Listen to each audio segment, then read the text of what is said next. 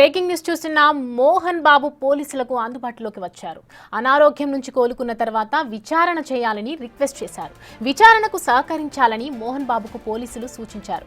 Gun surrender చేయాలని పోలీసులు కోరడంతో సాయంత్రం చేస్తానని చెప్పారు.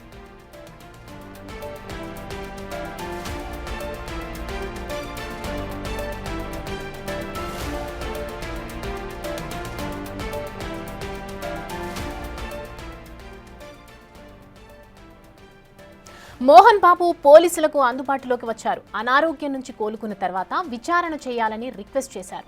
విచారణకు సహకరించాలని మోహన్ బాబుకు పోలీసులు సూచించారు. గన్ను సరెండర్ చేయాలని పోలీసులు కోరడంతో సాయంత్రం చేస్తానని చెప్పారు.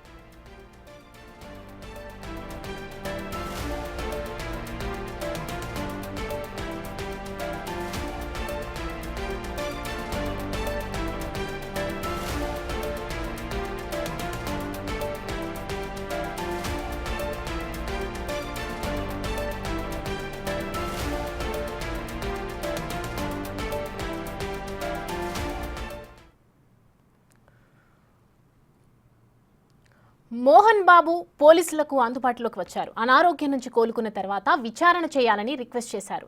విచారణకు సహకరించాలని మోహన్ బాబుకు పోలీసులు సూచించారు. గన్ను కూడా సరెండర్ చేయాలని పోలీసులు కోరడంతో సాయంత్రం చేస్తానని చెప్పారు. దీనికి సంబంధించిన అప్డేట్స్ అందించడానికి మా ప్రతినిధి సురేష్ లైవ్ లో సిద్ధంగా ఉన్నారు. సురేష్, చెప్పండి, తండ్రి కొడుకుల ఆస్తి వివాదం ఇంతవరకు దారితీసింది. అయితే అస్వస్థకు గురైన తర్వాత విచారణకు ఈ రోజు హాజరవుతానని, మీ అందరికీ సపోర్ట్ చేస్తానని మోహన్ బాబు చెప్పడం జరుగుతుంది. అసలు ఏం జరగబోతుంది?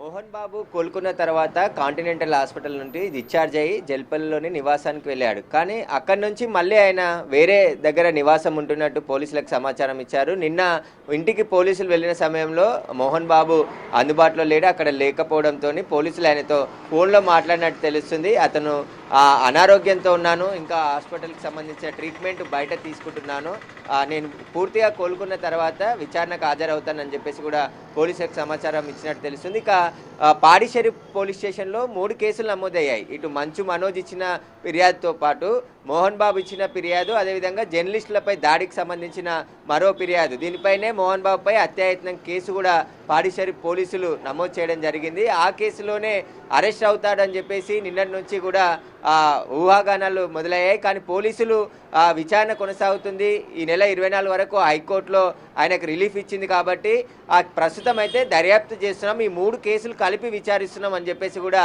డీసీపీ సునీతారెడ్డి చెప్పడం జరిగింది. ప్రస్తుతం ఆయన జల్పల్లి నివాసంలో లేడు. ఆయన ఇంటి వద్ద ప్రతి 2 గంటలకు ఒకసారి సెక్యూరిటీని పర్యవేక్షిస్తున్నాము, అక్కడ 2 కానిస్టేబుల్ కూడా ఉన్నారని చెప్పేసి కూడా మహేశ్వరం డీసీపీ చెప్పడం జరిగింది. ప్రస్తుతం ఆయన గురించి గాలిస్తున్నారు 5 బృందాలు అని చెప్పేసి కూడా నిన్నటి నుంచి సోషల్ మీడియాలో తిరుగుతుంది. కానీ అదంతా కూడా అవాస్తవం, ఎలాంటి గాలింపు చర్యలు చేయట్లేదు, మేము అంతర్గతంగా విచారిస్తున్నాము, పూర్తిగా ఈ గొడవలకు గల కారణాలు, మీడియాపై దాడికి సంబంధించి అన్ని కేసులను కూడా విచారణ జరుపుతున్నామని చెప్పేసి కూడా పోలీసులు చెప్తున్నారు. పోలీసులకి అందుబాటులోనే మోహన్ బాబు ఉన్నాడు, ఫోన్లో టచ్లో ఉన్నాడు. అలాగే ఆయన ప్రస్తుతం కొంచెం హై బీపీతోని బాధపడుతున్నట్టు కూడా పోలీసులకు చెప్పడం జరిగింది. కాబట్టి ప్రస్తుతం ఇంటర్నల్గా విచారణ కొనసాగుతుంది. వాళ్ళు పిలిచినప్పుడు విచారణకు వస్తానని చెప్పేసి కూడా మోహన్ బాబు పోలీసులకు చెప్పినట్టు తెలుస్తుంది. అయితే ప్రస్తుతం హైకోర్టులో ఈ 3 కేసులకు సంబంధించి ఆయన క్వాష్ పిటిషన్ వేశాడు కాబట్టి దానికి సంబంధించి పోలీసులు ఇచ్చిన నోటీసులకు సంబంధించి కూడా ఆయన సవాల్ చేశాడు.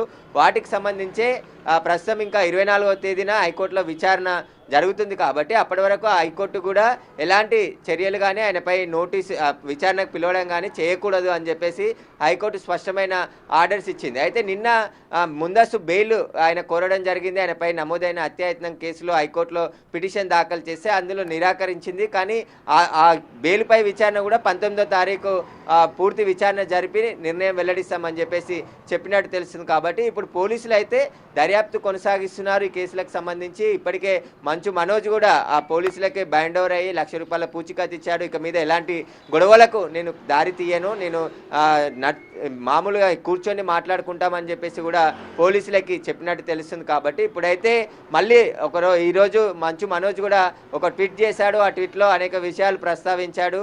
మళ్ళీ గొడవలు జరుగుతున్నాయనే అభిప్రాయం. ఎందుకంటే నిజాలన్నీ బయటికి వచ్చే అవకాశం ఉందని చెప్పేసి ఆయన మాట్లాడుతున్నాడు, అనేక విషయాలు అందులో ప్రస్తావించాడు. కాబట్టి పోలీసులు కూడా జల్పల్లిలో ఎలాంటి గొడవలు జరగకుండా అయితే సెక్యూరిటీ ఏర్పాటు చేశారు. ఒకవేళ బయటి వ్యక్తులు ఎవరు ఇంట్లోకి వెళ్ళొద్దు, కుటుంబ సభ్యులు మాత్రమే ఇంట్లో ఉండాలని చెప్పేసి కూడా స్పష్టంగా ఆదేశాలు ఇచ్చారు. కాబట్టి ఇక్కడ మళ్ళీ గొడవ జరగొద్దనే మోహన్ బాబు అక్కడ నుంచి వేరే ప్లేస్లో ఉన్నట్టు తెలుస్తుంది హైదరాబాద్లో.